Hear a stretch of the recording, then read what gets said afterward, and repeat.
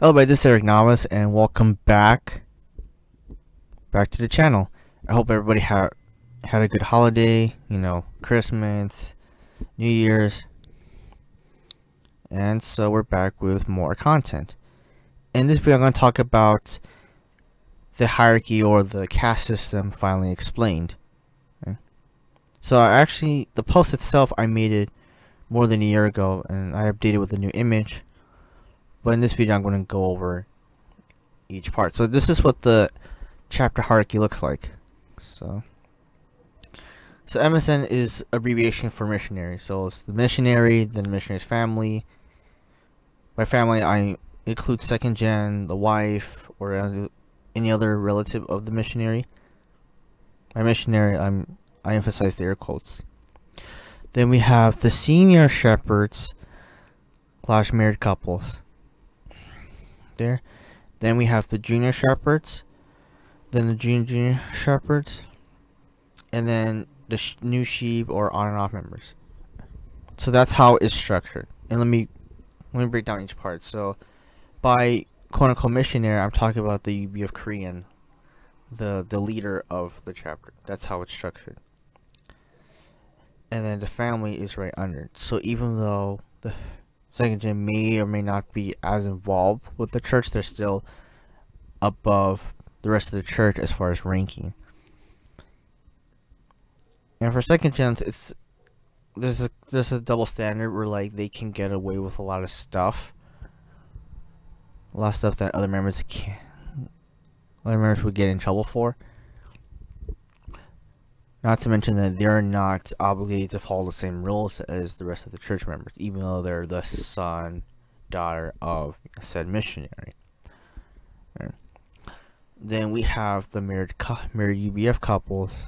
By married UBF couples, I'm referring to just those who've been through the marriage by faith, as they call it. And the senior shepherds. Senior shepherds are, I guess, a high-ranking shepherd. That's what they are.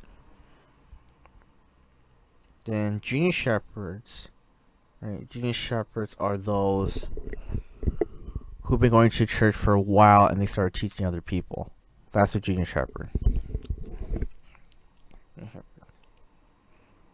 And junior shepherds have been around for about 3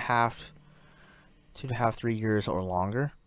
So they've been doing that for about 3 years, for that long in the church, and you start going out and recruiting people, or fishing as they call it, then consider a junior shepherd. Senior shepherds have been there who've been doing it for much longer.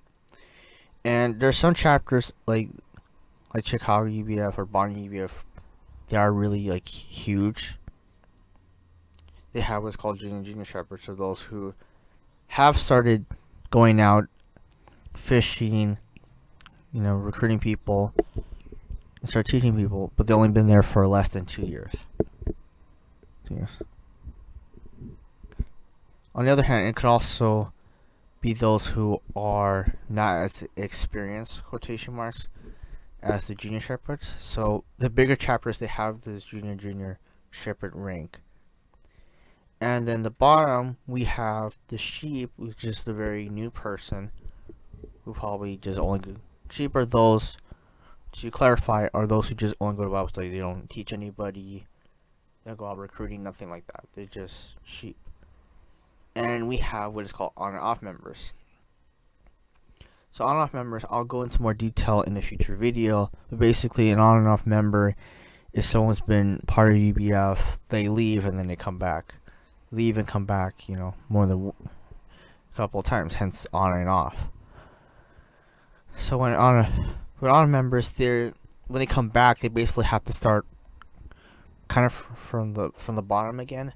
Not completely all over, but they still have to go through Genesis again, Gospel of John again, etc. And there's something I want to tell you guys right now.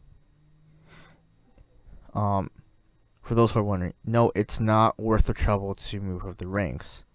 It's not worth the trouble, because in the end of the day, if you're lucky, you might have your own chapter, but that's only those who are considered mainstream or white, and that's like kind of somewhere in between here. But older members, the most you can get as far as the hierarchy is right here.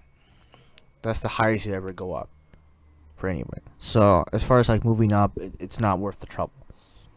It's not worth the trouble at all. As opposed to someone who is a UBF Korean who actually went to part of UBF and they're from Korea, then they always end up here like pretty fast. And second gens, yeah, they can skip ranks pretty much and end up being, missionaries. You think about it, like the leader of the chapter that I went to, John Beck, he was a member for only 4 years in Korea UBF, more specifically the Seoul chapter. Seoul chapter. It's not called Seoul chapter. It's the Korean chapter. So he was there from 1989, and he went to the U.S. 1993 as a UBF quote-unquote missionary.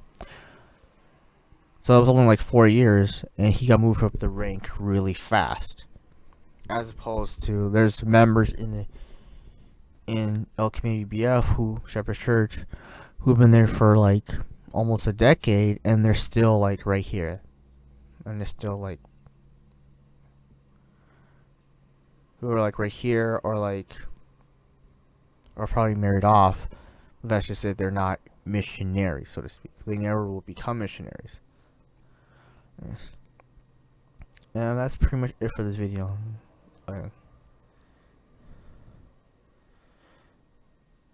Yeah, so this is one of a shorter video explaining how the structures worked.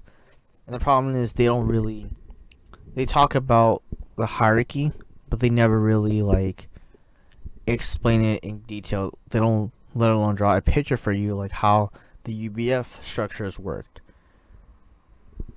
Because one, there's this saying that knowledge is power, and if you know how the structures work, they can't put you at a disadvantage. That's how, and one of the methods of controlling members is to limit the information that's given to you.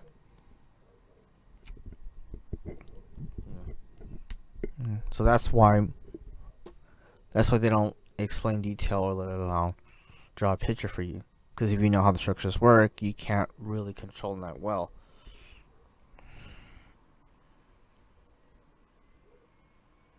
And the other reason why